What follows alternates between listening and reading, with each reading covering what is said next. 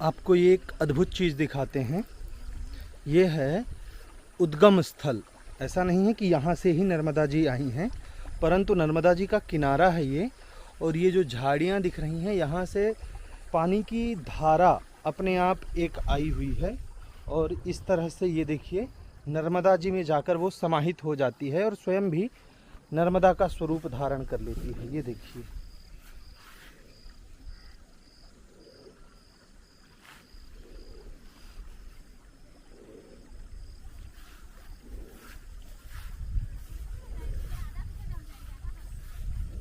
ये नर्मदा जी में जो है इस तरह से समाहित हो जाती है। ये वाली जो धारा है, हाँ। ये आगे झाड़ी से मतलब उपतन हुई है। हाँ। तो उपतन होने पे चाहे गर्मी हो, बारिश हो या ना हो, तो भी 24 घंटा इसी रात दिन बहती है। रात दिन बहती है। रात दिन बहती है। वाह, ये नर्मदा का प्रभुत्व है कि अपने आसपास के क्षेत्र को भी उन्होंने देखिए कितना सुंदर बना रखा है। ये इसीलिए कहा जाता है ना, कुपुत्रो जायेत क्वचिदपि कुमाता न भवति। पुत्र जो है वह कुपुत्र हो जाता है, परंतु माता जो है वह कभी कुमाता नहीं हो सकती। उसका हृदय सदैव अपने पुत्र के लिए, अपनी संतान के लिए जो है इसी तरह से हरित बना रहता है, हरा भरा रहता है। नमस्कार, जय जय सिया राम। अनुरागी जीवन के इस नए अध्याय में हम आपका स्वागत करते हैं। हम हैं ओंकारेश्वर की यात्रा पर और नर्मदा के किनारे ही वर्तमान में अभी हम जहाँ हैं वो है रावेर खेड़ी। यहाँ जो है श्री बाजीराव पेशवा जी का समाधि स्थल भी है। तो हम रावेर खेड़ी में हैं। हमारे एक मित्र हुए हैं, बहुत पहले की बात है, तो मिश्री लाल जी, ये यहाँ जो है शिवलिंग बनाने का कार्य करते हैं। बहुत अच्छी तरह से जो है और बड़ी भक्ति भाव के साथ बहुत मन लगा करके ये शिवलिंग बनाते हैं। नर्मदा से पत्थर निकालते हैं जिनको नर्मदेश्वर कहा जाता है और इसके बाद अपने कारखाने में ले जा करके उस पत्थर को शिवलिंग का स्वरूप देते हैं। तो हमने इनके विषय में एक और भी वीडियो बनाया है कि आप कैसे नर्मदेश्वर शिवलिंग प्राप्त कर सकते हैं। नीचे लिंक हम दे रहे हैं डिस्क्रिप्शन बॉक्स में, वहाँ से जाकर आप वो वीडियो देख सकते हैं कि किस तरह से आप नर्मदेश्वर शिवलिंग प्राप्त कर सकते हैं घर बैठे इनके द्वारा। तो हमने इनसे कहा भी कि मिश्री लाल जी, आप हमें वो स्थान दिखाइए जहाँ से आप नर्मदेश्वर शिवलिंग का पत्थर लाते हैं। कहीं ऐसा तो नहीं कि आप यहाँ वहाँ का पत्थर ले लेते हों और इसके बाद फिर शिवलिंग बना करके बोल देते हैं कि नर्मदेश्वर शिवलिंग हैं। तो हंसने लगे इस विषय पर और उस विषय को, उस बात को उन्होंने गंभीरता से लिया और कहा कि चलिए जो है हम आपको वो स्थान दिखाते हैं। तो अभी हम चल रहे हैं उस स्थान की ओर जहाँ से नर्मदेश्वर शिवलिंग निकाले जाते हैं। ये हमारी नाव आ गई है, इसमें चढ़कर हमको जो है नर्मदा के उस पार टापू पर जाना है। बीच में टापू है, उस टापू पर जाना है ना? वाह, बैठे? हाँ, इधर से ही आ जाएं। आ रहा हो, आ जाओ।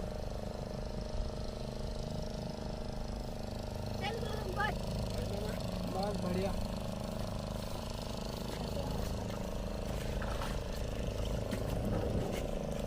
ये हमारे कुछ साथी हैं, आ चुके हैं और मिश्री लाल जी अपने हाथों से नाव को जो है घाट से दूर ले जा रहे हैं।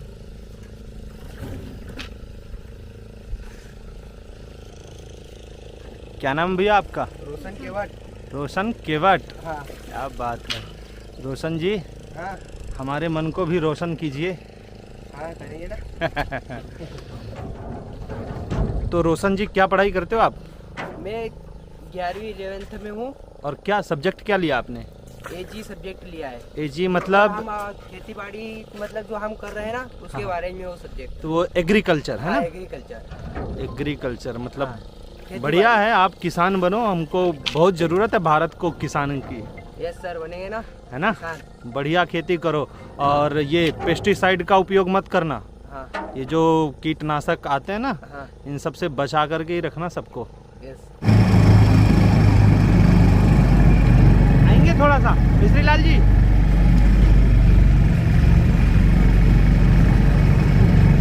बढ़िया वीडियो आ रहा है, बढ़िया ना? मस्त एकदम।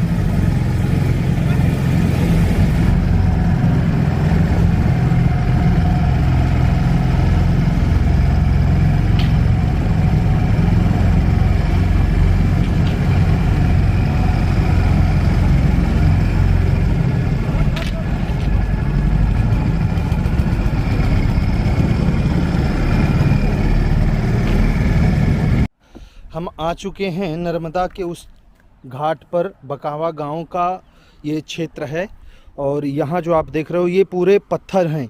इन्हीं पत्थरों के द्वारा जो है शिवलिंग बनाया जाता है। मिश्री लाल जी कुछ बताइए।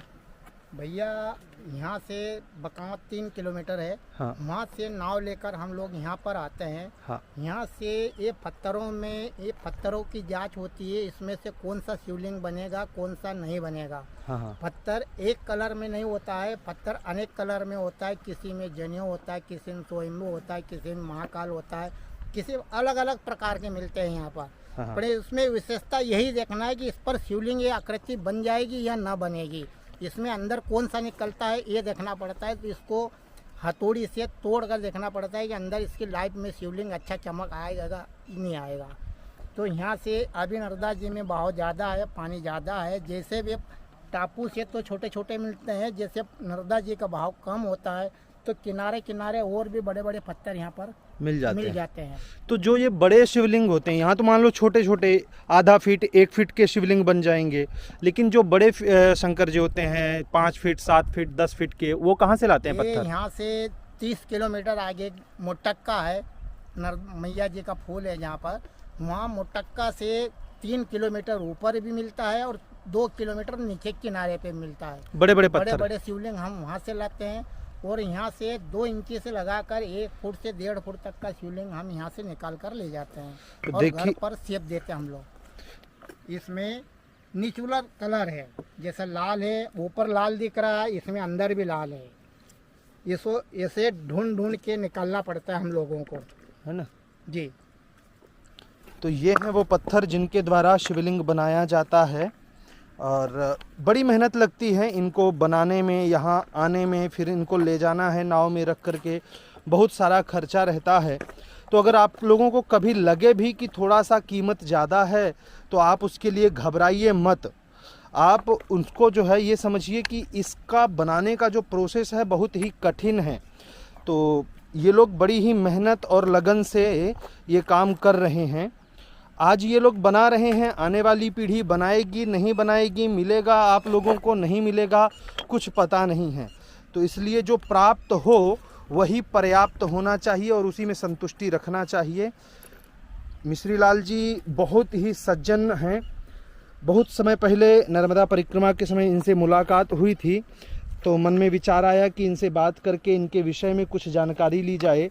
ओंकारेश्वर की परिक्रमा में थे, यात्रा में थे, तो इनसे बात हो गई तो और इन्होंने आमंत्रित किया कि आप आ जाइए, तो इसलिए हम आए और ये वीडियो बना रहे हैं। अब आपको दिखाते हैं कि किस तरह से इनके घर में शिवलिंग बनाए जाते हैं।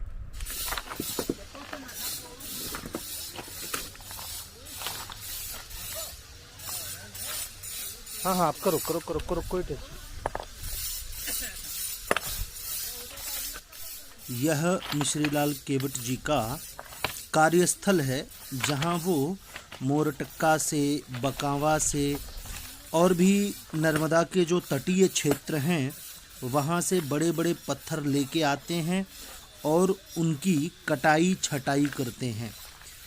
इस तरह से जो है पत्थरों को पहले एक आकार दिया जाता है, रफ आकार दिया जाता है और इसके बाद जो है इनको सुंदर स्वरूप में ढाल दिया जाएगा। तो मूर्ति की प्राण प्रतिष्ठा जो की जाती है वह इसीलिए की जाती है कि तंकनादि, ताड़नादि और ये अवघात इत्यादि जो दोष लगा हुआ है उसका परिहार हो जाए, परंतु यह दोष नर्मदेश्वर शिवलिंग पर नहीं लगता है। ये देखिए,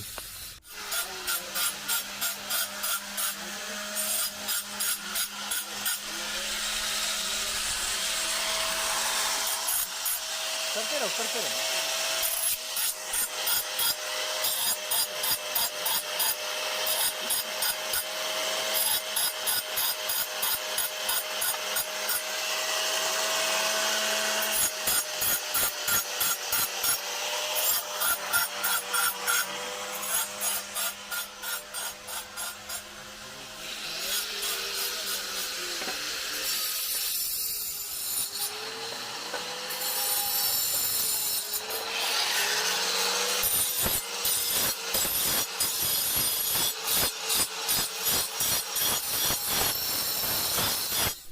ये देखिए, ये है एक बड़ा पत्थर जो काफ़ी दूर से लाया गया है और पहले इसका चुनाव किया गया है, काट करके इसको देखा गया है कि यह बड़ा शिवलिंग बनने के लायक है अथवा नहीं।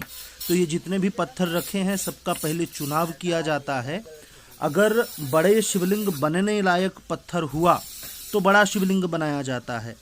अगर वह बड़ा शिवलिंग बनने लायक नहीं है तो इस तरह से एक व्यक्ति उनको जो है काटता रहता है, फोड़ता रहता है और छोटे छोटे टुकड़े में परिवर्तित कर देता है।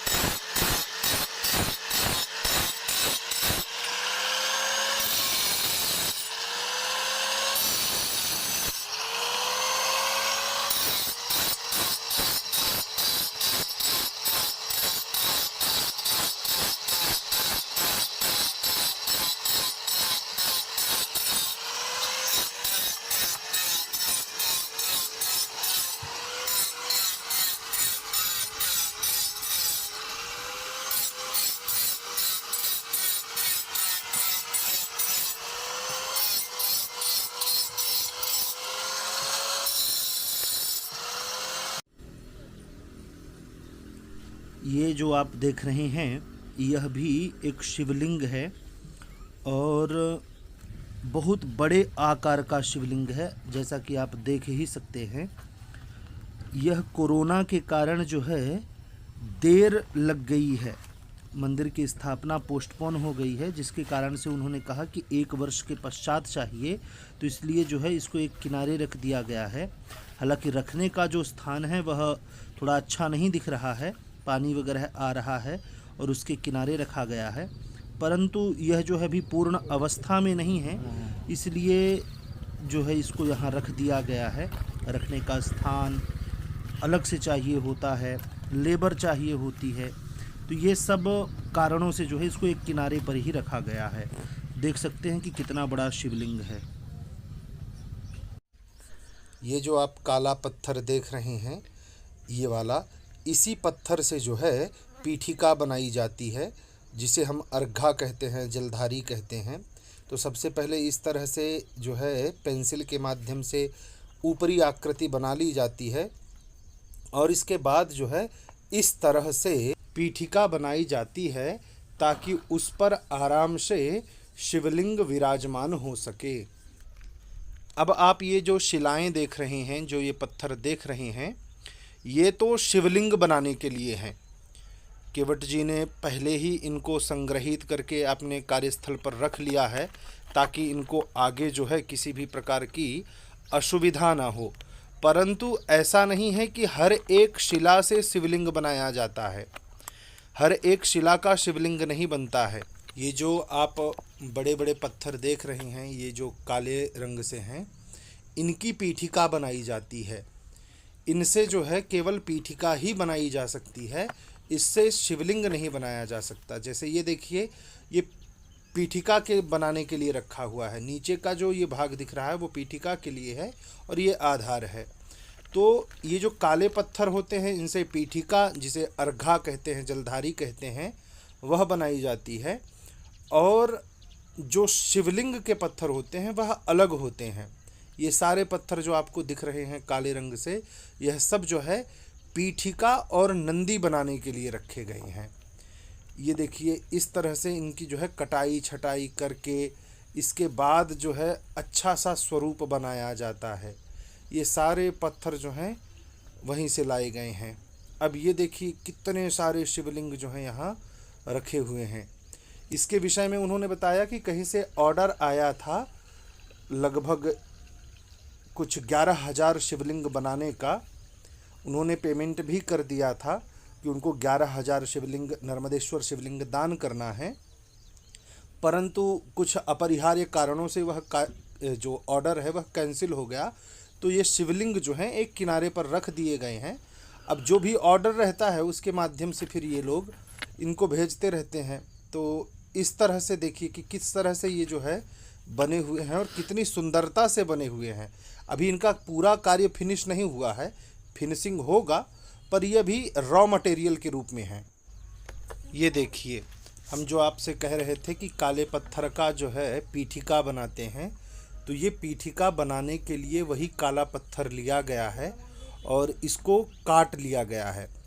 ऊपर से इस तरह का एक मार्क बना दिया गया है कि किस तरह से जो है पीठिका बनाई जाएगी और फिर उसी के अनुरूप जो है इस पत्थर को अच्छे से आकृति दे दी जाएगी, तो वह जो है पीठिका का रूप धारण कर लेगा।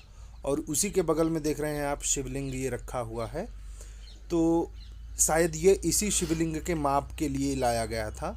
तो इसी तरह से जो है पीठिका बनाने का कार्य होता है।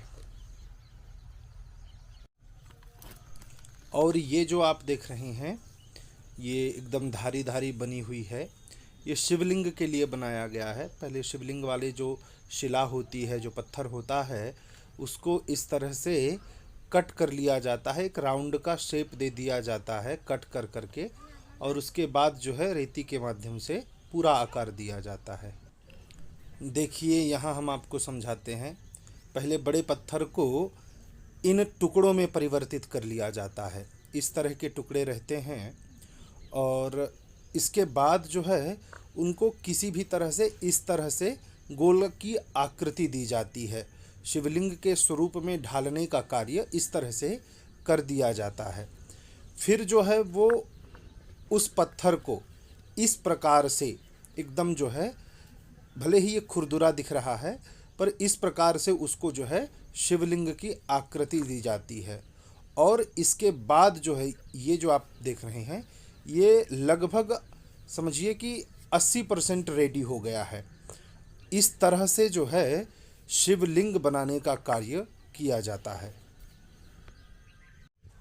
इसके बाद हम यह देखेंगे कि किस तरह से जो है अर्घा बनाया जाता है। तो बड़े बड़े जो काले पत्थर होते हैं उनको इस तरह से आकृति के अनुसार, जिस प्रकार के शिवलिंग होंगे उसी शिवलिंग के अनुसार जो है पहले काले पत्थर को तोड़ लिया जाता है, और तोड़ने के बाद इस तरह से जो है अर्घा का आकार दिया जाता है।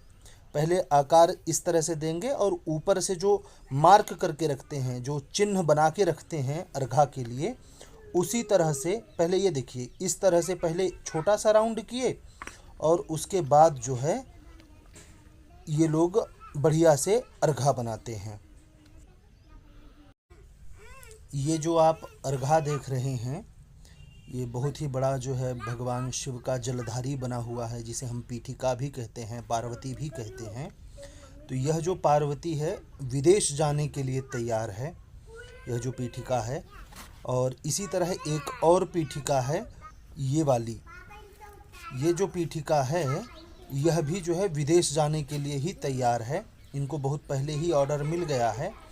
अब कोरोना के कारण सारा ट्रांसपोर्ट अभी तक बंद था, इसके लिए जो है ये सब ट्रांसपोर्ट रुका हुआ है। नहीं तो ये जो दो पीठिकाएं हैं तो इनके साथ शिवलिंग और पीठिका भारत से बाहर जाएंगे। ये जो आप यहाँ शिवलिंग देख रही हैं, लगभग एक बार इनकी फिनिशिंग और होगी, इसके बाद जो है यह अपने भक्तों तक पहुँचने के लिए तैयार हैं। ये देखिए नंदी बाबा और अर्घा भी, पीठिका जिसे हम जलधारी कहते हैं, वह भी तैयार है। और ये शिवलिंग इतने अच्छे लग रहे हैं कि कैमरे के माध्यम से तो हम आपको बता ही नहीं पाएंगे, या उसके माध्यम से हम आपको दिखा ही नहीं पाएंगे कि ये कितने सुंदर हैं। पर बहुत ही अच्छा लग रहा है, चारों तरफ एकदम जो है शिवलिंग ही शिवलिंग है। हर हर महादेव। हम हैं बकावा गांव में हरिशंकर शिवलिंग आर्ट। हमने यहाँ आकर देखा कि यहाँ जो है किस तरह से शिवलिंग का निर्माण किया जाता है, किस तरह ये नर्मदा से शिवलिंग निकालते हैं, पत्थर निकालते हैं और फिर उसको एक परफेक्ट शिवलिंग का आकार देते हैं। यहाँ हमने आकर बहुत ही सारे शिवलिंग देखे। आप पीछे देख सकते हैं कि ढेर सारे जो हैं शिवलिंग रखे हुए हैं। बहुत ही सुंदर अच्छे तरीके से बनाए जाते हैं। हमारा आपके लिए भी यही सुझाव है कि आप जो प्लास्टिक के शिवलिंग का पूजन करते हैं अथवा ऐसे वैसे शिवलिंग का पूजन करते हैं जो शास्त्रोक्त प्रमाण नहीं हैं, उन शिवलिंगों का पूजन बंद करके आप यहाँ से नर्मदेश्वर शिवलिंग मंगाइए। भले ही आप 1 इंच का मंगाइए, 2 इंच का, 5 इंच का, जितना आप रख सकते हैं उसके हिसाब से मंगाइए, परंतु आप यहाँ वहाँ के शिवलिंगों का पूजन करना बंद कर दीजिए, क्योंकि जो शास्त्रोक्त नहीं है, शास्त्र के प्रमाण से नहीं बनाए गए हैं, उन शिवलिंगों का पूजन करके कोई लाभ नहीं मिलता है। यहाँ इतने सुंदर अच्छे तरीके से शिवलिंग बनाए गए हैं, तो इन शिवलिंगों को आप मंगाइए और नर्मदेश्वर शिवलिंग का पूजन कीजिए। इसके साथ साथ आप पारद का शिवलिंग है, बढ़िया सुंदर अष्टधातु पंचधातु के शिवलिंग हैं, स्फटिक के शिवलिंग है, उनका भी पूजन कर सकते हैं। परंतु आप प्लास्टिक इत्यादि जो भी बड़ी कठोर धातु होती है, मोम की धातु होती है, फाइबर इत्यादि के शिवलिंग हैं, उनका पूजन बिल्कुल मत कीजिए। उन सबसे अच्छा है कि आप इनके माध्यम से नर्मदेश्वर शिवलिंग अपने घर पर मंगा लीजिए और उस शिवलिंग का पूजन कीजिए। नर्मदेश्वर शिवलिंग की एक विशेषता यह है कि इसमें प्राण प्रतिष्ठा करने की आवश्यकता नहीं होती है। शास्त्र कहते हैं कि नर्मदा का हर एक कंकर, हर एक पत्थर शंकर होता है। तो आपको नर्मदेश्वर शिवलिंग मंगाने के बाद बहुत बड़ी पूजा पाठ की आवश्यकता नहीं है। आपने पंचामृत से अभिषेक किया और इसके बाद आप नित्य पूजन कीजिए, रोज पूजन कीजिए, कोई समस्या नहीं होती। इसमें प्राण प्रतिष्ठा की बिल्कुल भी आवश्यकता नहीं होती।